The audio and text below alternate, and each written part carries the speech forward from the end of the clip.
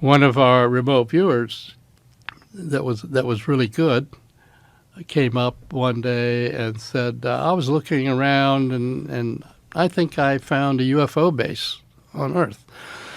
This is during the remote viewing era, and, oh my God, I've got to report this to my CIA contract monitor. Do I want to tell him that? And so I did, and one of the places he came up with but one of the places he came up with was Mount Zeal in Australia.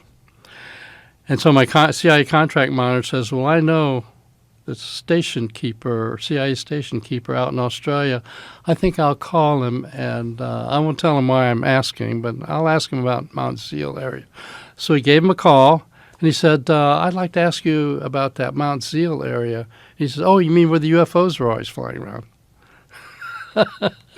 Whoa. So I thought, oh, gee, these craft, which in the old days, farmer in the fields, that someone was streaking across the sky, and, I don't know what to think. You could sort of blow it off.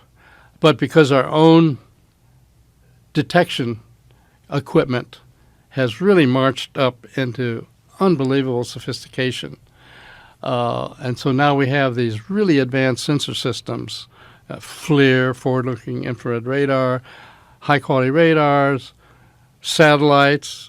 Ratcliffe has admitted that satellites have picked up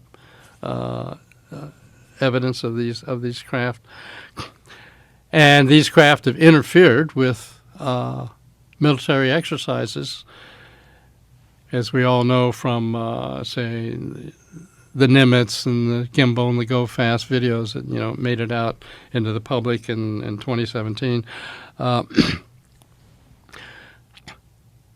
So it's really out there now at this point that there's a reality here, and so that's where we are at this point. Well, one more this stuff is just way beyond our physics. Of course, to a physics nerd like me, so yeah. Now wait a minute. If it's real, it's physics. So right, it can't be beyond our physics. It's beyond our understanding. But it's beyond our engineering. So in fact, in that series of papers I showed you, that the 38 papers, by the way, there's a little side story there. It's interesting. And those 38 papers were then posted. None of these people who generated those papers had any idea it had to do with ETs or UFOs or whatever. They all went up on what's called the JWIC server. It's a classified server for the Pentagon, and intelligence officers and aerospace contractors, could get access, but nobody in the public could. And usually those things go up, and they're up for a little while, and a month or so, and they take them down. This was such a popular set. This 38 papers, such a popular set, that everybody screamed every time they tried to take it down, and so it was posted there, like forever. But eventually, through Freedom of Information Act and so on, most of those papers have been released. And I was concerned that, oh my God, these guys are all going to call me up and say, "What? You didn't tell me this had anything to do with ETs or UFOs?" But actually, nobody seemed to not complain about it. So, as far as where they come from or what they're doing here, I myself have written a paper called Ultraterrestrials, where I try to cover the gamut.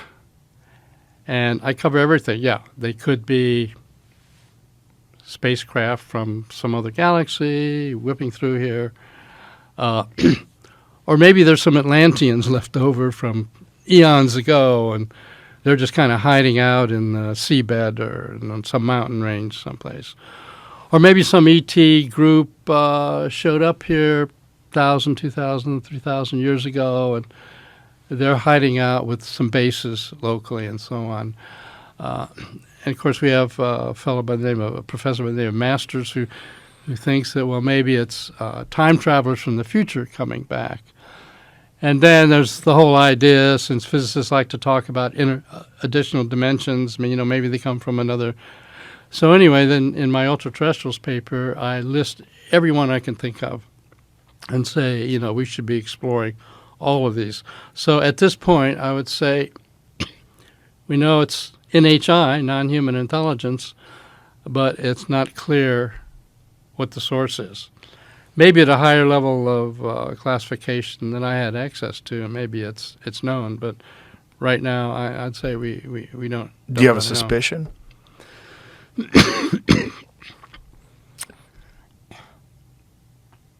I guess my suspicion that it's likely